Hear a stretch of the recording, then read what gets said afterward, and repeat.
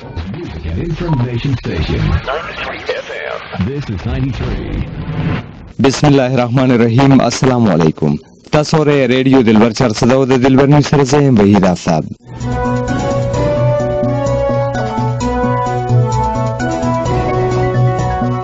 د تحصیلي شبقدر سیمې سره تعلق لرونکي نومیال شاعر، ادیب او نوموړي براډکاسټر حیات اقبال حیات شعري مجموعه د مخ په لپه کې چاپ شوې ده. نور تفصیل ورو په دې ریپورت کې.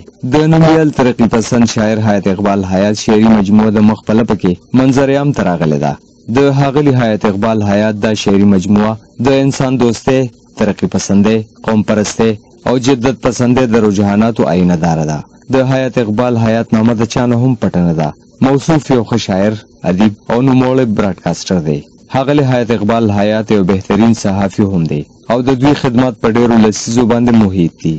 د حیات اقبال حیات د کتاب د مخ په لپه کې په حقله د 400 ادبي حلقو خلق سوی. راځي چې ورو د دوی تاثرات. وحید آفتاب صاحب، السلام علیکم.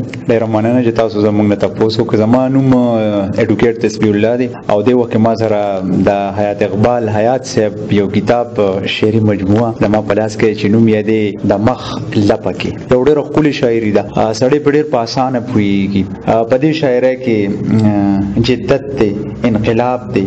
زما خو د حیات اقبال حیات صاحب د شعرونه چې کوم دي دا مې په دې وجه هم خوښ شو چې تقریبا د هر چا د زړه आवाज دی پکې، د دې چاپېرچل आवाज دی پکې او هر هغه انسان چې جدت پسند دی دا هغه د باره پکې هم شعرونه ملاویږي. حیات اقبال حیات صاحب یو ښه صحافي دی، یو ډېر زوړ اینکر دی، یو ډېر ایکسپیرینس جرنالیست دی.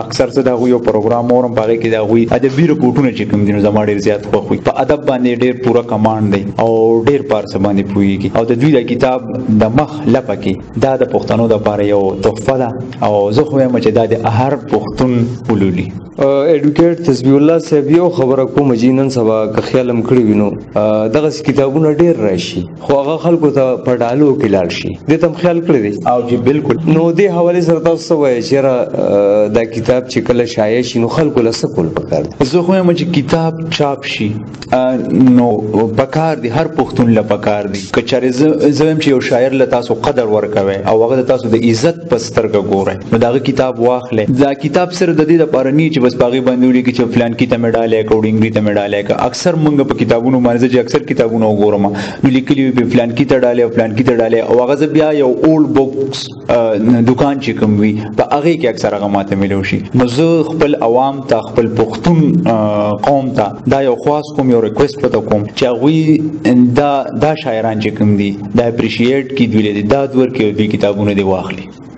خاده وخت کې بلم یو مرګره دلته موږ سره ناست دی، هغې سره یو څو خبرې اترې کوو او دوی ته وایو چې یاره خپله پېژنګلو را سره لږه غوندې وکړي مختصر. ډاکټر عبدالرحمن، پرنسپل 400 هومیوپیتھک میډیکل کالج او موجوده وخت سره دلته زه د پرنسپل پوسټ باندې یم او مختلف کتابونو سره، مصنفانو سره، شاعرانو سره دې سره تعلق ساتو، د زړه مینه ساتو. دا کتاب چاپ شوی دی او څنګه چې تسبیح الله صاحب اډوکیټ تسبیح الله صاحب ووایي چې یاره یو کتاب دی یو کس واخلي د چا د یو مصنف یا د شاعر دغه کتاب دی واخلي په پیسو باندې او هغه دی بیا وګوري او تاسو ته به ټولو ته معلومه وي کله چې یو څیز په پیسو باندې ملو شي په هغې باندې رجیب نه پیسې لاړې شي نو د هغې قدر زیات وي او هغه څیز سره بیا د انسان مینه زیاته وي. یو شاعر ته، یو مصنف ته چې کله موږ داد ورکوو نو چې هغه د هغه کتاب موږ په پیسو واخلو او هغه موږ سټډي وګورو. یقینا چې په نن سبا کې د کتاب لیک او لوست ډېر کم شوی دی او همدغه وجه ده چې انساني ذهن بل پله روان دی.